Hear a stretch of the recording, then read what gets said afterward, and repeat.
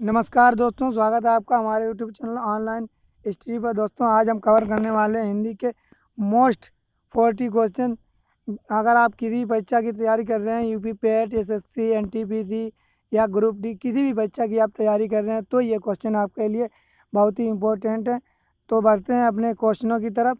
तो शुरू करते हैं दोस्तों पहले क्वेश्चन की तरफ। पहला क्वेश्चन है हिंदी किस भाषा परिवार की भाषा है? तो ये हमारी भारतीय परिवार की भाषा है। ये हमारा रहेगा राइट आंसर। बढ़ते हैं नेक्स्ट क्वेश्चन की तरफ।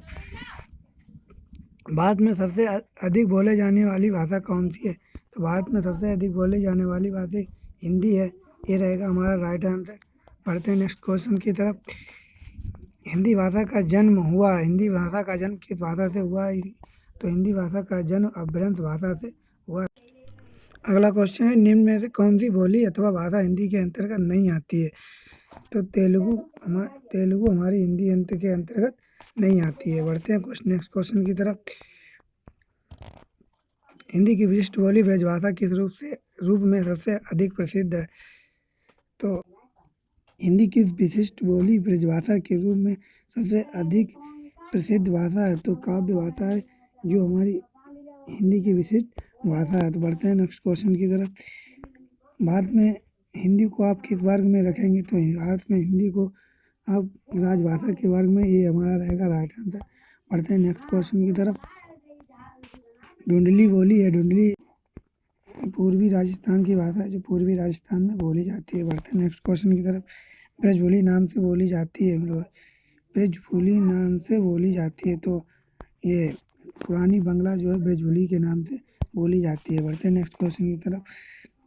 निम्न में से कौन सी भाषा देवनागरी लिपि में लिखी जाती है? तो मराठी भाषा जो देवनागरी लिपि में लिखी जाती है। इधर निम्न में से कौन सी भाषा संस्कृत भाषा की अपभ्रंश भाषा है? तो ये पाली भाषा की अपभ्रंश भाषा है। डी रहेगा हमारा राइट आंसर। बढ़ते हैं नेक्स्ट क्वेश्चन की तरफ। अधिकतर भाषाओं का विकास किस लिपि से हुआ है? तो अधिकतर भाषाओं का ब्राह्मी लिपि से हुआ है। डी रहेगा हमारा राइट आंसर। बढ़ते हैं नेक्स्ट क्वेश्चन की तरफ। हिंदी भाषा किस लिपि में लिखी जाती है? तो हिंदी भाषा देवनागरी लिपि में लिखी जाती है। बढ़ते हैं नेक्स्ट क्वेश्चन की तरफ। वर्तमान में हिंदी का प्रचलन रूप है? तो वर्तमान में हिंदी का प्रचलन रूप खड़ी बोली है। ये खड़ी बोली भाषा में बोली जाती है। बढ़ते हैं नेक्स्ट क्वेश्चन की तरफ। हिंदी भाषा की बोलियों में के वर्गीकरण के आधार पर छत्तीसगढ़ी बोली है तो ये पूर्वी हिंदी, ये रहेगा हमारा राइट आंसर। बढ़ते हैं नेक्स्ट क्वेश्चन की तरफ। निम्नलिखित में कौन सी पश्चिमी हिंदी बोली नहीं है? तो बघेली जो है पश्चिमी हिंदी बोली नहीं है। बढ़ते हैं नेक्स्ट क्वेश्चन की तरफ। भारतीय संविधान के किन अनुच्छेदों में राजभाषा का संबंधी प्रावधानों का उल्लेख है?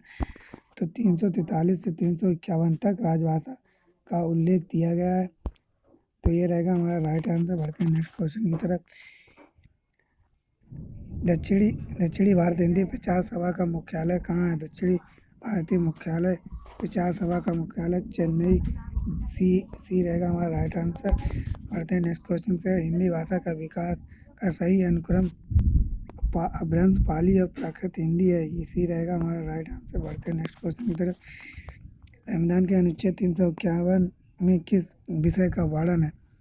तो संविधान के अनुच्छेद 351 में हिंदी के विकास के लिए निर्देश का वर्णन है। बढ़ते हैं नेक्स्ट क्वेश्चन की तरफ। ब्रजभाषा है, ब्रजभाषा है तो ब्रजभाषा एक पश्चिमी हिंदी भाषा है। बढ़ते हैं नेक्स्ट क्वेश्चन की तरफ। मगही भाषा किस भाषा की बोली है? तो मगही भाषा किस भाषा की बोली है? तो बिहारी भाषा की बोली है। बढ़ते हैं नेक्स्ट क्वेश्चन की तरफ। हिंदी खड़ी बोली किस अपभ्रंश से विकसित हुई है? हिंदी खड़ी बोली आसानी से विकसित हुई है, सही रहेगा हमारा राइट आंसर।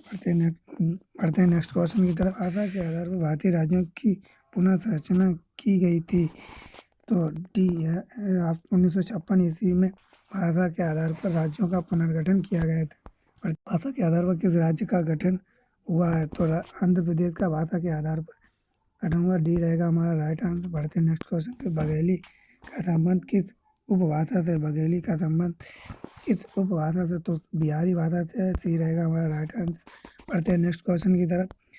किस तिथि को हिंदी को राजभाषा बनाने का निर्णय लिया गया था? 14 सितंबर 1949 को हिंदी को राजभाषा का बनाने का निर्णय लिया गया था। और सी रहेगा हमारा राइट आंसर। बढ़ते हैं नेक्स्ट क्वेश्चन की तरफ।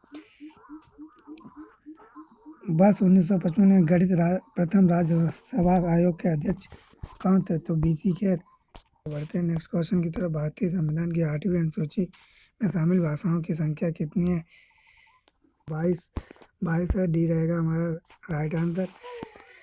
बढ़ते हैं नेक्स्ट। हिंदी की आदि जननी है, हिंदी की आदि जननी संस्कृत को माना जाता है। ये रहेगा हमारा राइट आंसर। बढ़ते हैं नेक्स्ट क्वेश्चन की तरफ। 11वां हिंदी विश्व सम्मेलन का आयोजन स्थल है। 11वां हिंदी विश्व सम्मेलन का आयोजन स्थल है, तो ये मॉरिशस। बी रहेगा हमारा राइट आंसर। निम्नलिखित में से कौन सी भारोपी परिवार की भाषा नहीं है? तो मलयालम हमारी भारोपी परिवार की भाषा नहीं है। कहते हैं हिंदी दिवस किस तिथि को मनाया जाता है?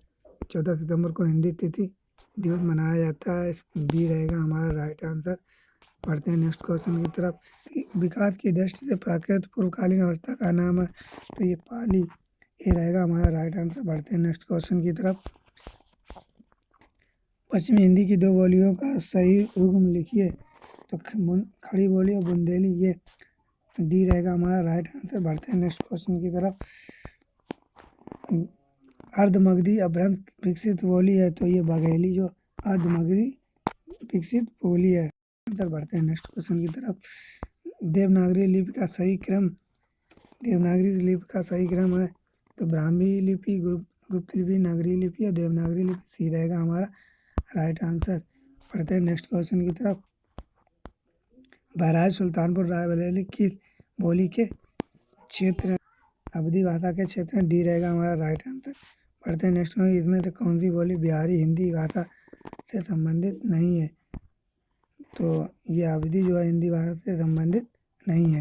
बढ़ते हैं नेक्स्ट क्वेश्चन की तरफ। 1949 को भारतीय संविधान सभा ने हिंदी को भारत संघ की कौन सी भाषा का दर्जा दिया है?